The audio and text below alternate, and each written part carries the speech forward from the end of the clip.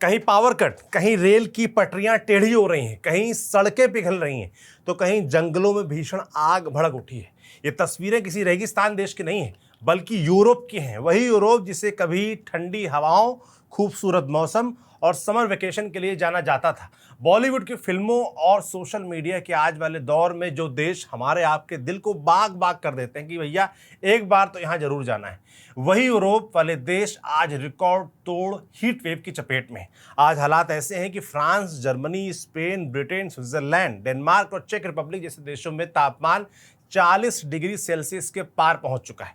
कई जगहों पर दशकों पुराने रिकॉर्ड टूट रहे हैं। ब्रिटेन में जून की गर्मी का करीब 50 साल पुराना रिकॉर्ड एक बार नहीं बल्कि 3 बार टूट चुका है। वहीं डेनमार्क, जिसे हमेशा ठंडे मौसम वाले देश के रूप में जाना जाता है, वहां भी तापमान 37 डिग्री सेल्सियस तक पहुंच गया है। हालात ऐसे हैं कि पूरे यूरोप का इंफ्रास्ट्रक्चर इस भीषण गर्मी के सामने लड़खड़ाता नजर आ रहा है। लेकिन इस पूरी कहानी में सबसे बड़ा सवाल यही है, भारत में तो हर साल कई शहरों का तापमान 45 से 48, 50 डिग्री तक पहुंच जाता है, फिर यूरोप में सिर्फ 40 से 43 डिग्री तापमान ने ही इतनी तबाही क्यों मचा दी? आखिर ऐसी क्या वजह है कि भारत में ये सामान्य गर्मी मानी जाती जबकि यूरोप में यही तापमान राष्ट्रीय आपदा बन जाता है? आज के इस वीडियो में आपको इन्हीं सभी सवालों के जवाब देंगे, विस्तार से समझाएंगे कि आखिर यूरोप की इस गर्मी की कहानी क्या है। नमस्ते, मेरा नाम सौरभ त्रिपाठी है, आप न्यूज़ पिंच देख रहे हैं। सबसे पहले समझते हैं कि आखिर यूरोप में हालात कितने खराब हैं। विश्व स्वास्थ्य संगठन यानी WHO के मुताबिक 21 जून के बाद से यूरोप में भीषण गर्मी की वजह से 1300 से ज्यादा लोगों की मौत हो चुकी है। अकेले फ्रांस में करीब 1000 अतिरिक्त मौतें दर्ज की गई हैं, जबकि जर्मनी में भी 200 से ज्यादा लोगों की जान गई है। सबसे चिंता की बात यह है कि मरने वालों में करीब 85% लोग 65 साल से ज्यादा उम्र के थे। यानी इस हीट वेव का सबसे बड़ा नुकसान, सबसे बड़ा निशाना बुजुर्ग बन रहे हैं।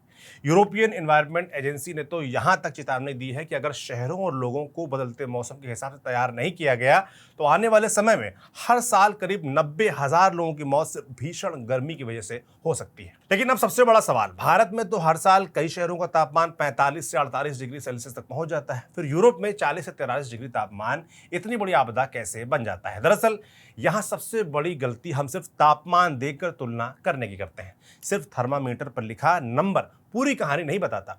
गर्मी कितनी खतरनाक होगी ये सिर्फ डिग्री से तय नहीं होता। इसके पीछे मौसम, हवा में नमी, घरों की बनावट, शहरों का डिजाइन, बिजली व्यवस्था और सबसे बढ़कर इंसानी शरीर की आदत काम करती है। यानी भारत का 40 डिग्री और यूरोप का 40 डिग्री दोनों बिल्कुल एक जैसे नहीं है। सबसे पहले बात करते हैं भौगोलिक स्थिति की। यूरोप भारत से काफी उत्तर में है, वहां सूरज की किरणें अलग कोण से पड़ती हैं और गर्मियों में दिन बहुत लंबे होते हैं। कई शहरों में रात 9-10 बजे तक उजाला रहता है। इसका मतलब है कि सड़कें, इमारतें और जमीन कई घंटों तक लगातार धूप झेलती रहती हैं। पूरे दिन गर्मी जमा होती रहती है और रात में भी आसानी से बाहर नहीं निकल पाती। लेकिन सिर्फ इतनी बात नहीं, यूरोप की दूसरी बड़ी समस्या है वहां का इंफ्रास्ट्रक्चर। यूरोप के ज्यादातर घर उस समय बनाए गए थे जब वहां सबसे बड़ी चुनौती भीषण सर्दी होती थी। इसलिए मोटी दीवारें, डबल ग्लास वाली खिड़कियां और लकड़ी जैसी सामग्री इस तरह इस्तेमाल की गई कि घर के अंदर की गर्मी बाहर ना निकल सके। सर्दियों में यही डिजाइन वरदान साबित होती है, लेकिन गर्मियों में यही सबसे बड़ी मुसीबत बन जा रही है। जैसे ही बाहर का तापमान 40 डिग्री के आसपास पहुंचता है, ये घर तंदूर की तरह अंदर से गर्म होने लगते हैं। गर्मी अंदर तो चली जाती है लेकिन आसानी से बाहर नहीं निकलती। यही वजह है कि कई विशेषज्ञ अब इन घरों को ओवन यानी भट्टी जैसा बताते हैं। इसके उलट भारत में पारंपरिक घरों की, हमारे आपके घरों की जो बनावट है वो गर्मी को ध्यान में रखकर विकसित हुई। ऊंची छतें, खुली खिड़कियां, आंगन, क्रॉस वेंटिलेशन और पत्थर या टाइल्स के फर्श घर को अपेक्षाकृत ठंडा रखने में मदद करते हैं। लेकिन अगर आपको लगता है कि सिर्फ घरों की बनावट ही वजह है तो ऐसा भी नहीं है। एक और बड़ा कारण है एयर कंडीशनर। भारत में एसी अब तेजी से आम होता जा रहा है, लेकिन यूरोप में आज भी सिर्फ करीब 20% घरों में ही एयर कंडीशनर लगे हुए हैं। ब्रिटेन जैसे देश में तो यह आंकड़ा महज 7% के आसपास है। आखिर ऐसा क्यों? क्योंकि वहां पहले पूरे साल में मुश्किल से कुछ ही दिन तेज गर्मी पड़ती थी। लोगों को कभी जरूरत महसूस होती ही नहीं थी इसकी कि लाखों रुपए खर्च करें, घर में एसी लगवाया जाए। इतना ही नहीं, कई यूरोपीय शहरों में इमारतों के बाहर एसी यूनिट लगाने पर भी सख्त नियम रहे हैं ताकि शहरों की खूबसूरती और ऐतिहासिक पहचान बनी रहे। हालांकि अब हालात बदल रहे हैं। फ्रांस के कई इलाकों में चीन से बड़ी संख्या में एयर कंडीशनर मंगाए जा रहे हैं क्योंकि लोगों को समझ आ रहा है कि अब एसी आराम की चीज नहीं बल्कि जरूरत बन चुका है। लेकिन कहानी भी यहाँ अब भी खत्म नहीं होती है। असल फर्क इंसानी शरीर पैदा करता है। भारत के लोगों का शरीर बचपन से ही ज़्यादा तापमान झेलने का आदी होता है। हमारा शरीर गर्मी बढ़ते ही ज़्यादा पसीना निकालता है और उसी प्रक्रिया से खुद को ठंडा रखने की कोशिश करता है। इसके उलट यूरोप के लोगों का शरीर ठंडे मौसम का आदी है। अब जब वहाँ अचानक तापमान 40 डिग्री तक पहुंच गया है तो शरीर इस बदलाव को आसानी से संभाल नहीं पाता। डिहाइड्रेशन, हीट स्ट्रोक और दिल समेत कई अंगों पर दबाव बढ़ने लगता है। यही वजह है कि इस हीट वेव में सबसे ज़्यादा मौतें 65 साल से ऊपर के लोगों की हुई हैं। लेकिन यहाँ एक और बात समझना ज़रूरी है। गर्मी सिर्फ तापमान से तय नहीं होती, बल्कि हवा में मौजूद नमी भी उतनी ही अहम भूमिका निभाती है। यूरोप में हीट वेव के दौरान कई इलाकों में हवा में नमी काफ़ी ज़्यादा रहती है। ऐसे में पसीना जल्दी सूख नहीं पाता। नतीजा ये होता है कि शरीर लगातार गर्म होता जाता है और खुद को ठंडा नहीं कर पाता। इसी वजह से वहाँ का तापमान जो 40 डिग्री है, कई बार 45 या उससे भी ज़्यादा महसूस होता है। अब इसका असर सिर्फ लोगों की सेहत तक सीमित नहीं रहा। भीषण गर्मी ने पूरे यूरोप के इंफ्रास्ट्रक्चर को भी हिला कर रख दिया है। जर्मनी में तेज गर्मी की वजह से कई हाईवे की कंक्रीट फट गई है। बर्लिन के पास ऑटोबान के हिस्से बंद करने पड़े। कई जगह रेल की पटरियां गर्म होकर फैल गईं और टेढ़ी होने लगीं, इसलिए ट्रेनों की रफ्तार भी कम करनी पड़ी। फ्रांस में सड़कें पिघलने लगीं, बिजली सप्लाई प्रभावित हुई और कई ट्रेनें घंटों देरी से चली। सबसे ज़्यादा दबाव बिजली व्यवस्था पर पड़ा है। यूरोप के कई देश परमाणु ऊर्जा पर निर्भर हैं, लेकिन परमाणु रिएक्टरों को ठंडा रखने के लिए नदियों का पानी इस्तेमाल किया जाता है।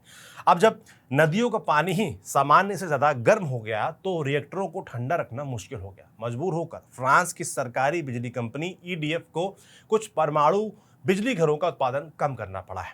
यानी हालात ऐसे हो गए हैं कि बिजली बनाने वाली मशीनें भी गर्मी से जूझने लगी हैं। और आखिर में सबसे बड़ा सवाल, क्या ये सिर्फ एक खराब मौसम है या फिर इसके पीछे कोई बड़ी वजह है? वैज्ञानिकों का जवाब साफ है, जलवायु परिवर्तन यानी क्लाइमेट चेंज। यूरोप आज दुनिया का सबसे तेजी से गर्म होने वाला महाद्वीप बन चुका है। यहाँ तापमान दुनिया के औसत की तुलना में लगभग 2 गुनी रफ्तार से बढ़ रहा है। पहले जिस तरह की भीषण हीट वेव कई दशकों में एक बार आती थी, अब वही हर कुछ साल में लौट रही है। इस साल अल नीनो ने भी गर्मी को और बढ़ा दिया। लेकिन वैज्ञानिक साफ कहते हैं कि अगर ग्रीन हाउस गैसों का उत्सर्जन इसी तरीके से जारी रहा तो भविष्य में ऐसी ही हीट वेव और ज़्यादा लंबी, ज़्यादा खतरनाक और ज़्यादा आम हो जाएंगी। यूरोप में इस समय एक और बहस चल रही है।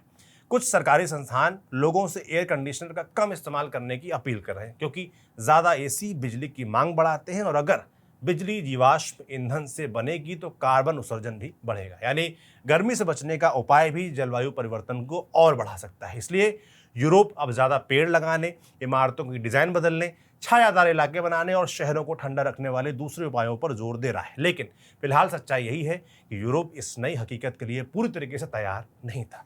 भारत के लिए भी ये एक चेतावनी है। आज हमारे यहाँ भी हीट वेव पहले से ज़्यादा लंबी और खतरनाक होती जा रही है। आने वाले वर्षों में भारत में भी बुजुर्ग आबादी तेजी से बढ़ेगी। अगर अभी से शहरों की योजना, अस्पतालों की तैयारी, बिजली व्यवस्था और बुजुर्गों की देखभाल पर ध्यान नहीं दिया गया तो ऐसी ही चुनौतियां हमारे सामने भी खड़ी हो सकती हैं कल को। इसके लिए सभी को, हमको, आपको और खास तौर पर जिम्मेदारों को, देश की सरकारों को तैयार होना होगा। कुल मिलाकर यूरोप की गर्मी सिर्फ एक मौसम की खबर नहीं है, ये पूरी दुनिया के लिए चेतावनी है कि जलवायु परिवर्तन अब भविष्य की समस्या नहीं बल्कि आज की हकीकत, आज का सच बन चुका है।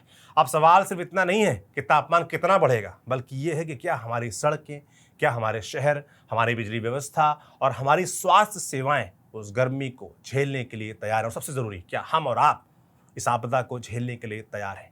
इस सवाल को खुद से भी पूछिएगा, आने वाले चुनावों में अपने नेताओं से, जिम्मेदारों से भी पूछिएगा। बात यूरोप की है, पर आज नहीं तो कल असर हम पर आ रहा है और भीषण तरीके से आ सकता है। आपका इस पूरे मसले पर क्या सोचना है, कमेंट बॉक्स में लिखकर जरूर बताइएगा। मेरा नाम सौरभ त्रिपाठी है। इस स्क्रिप्ट को लिखा था हमारी साथी खुशबू ने, कैमरे के पीछे अनूप है। देखते रहिए न्यूज़ पेंच। शुक्रिया।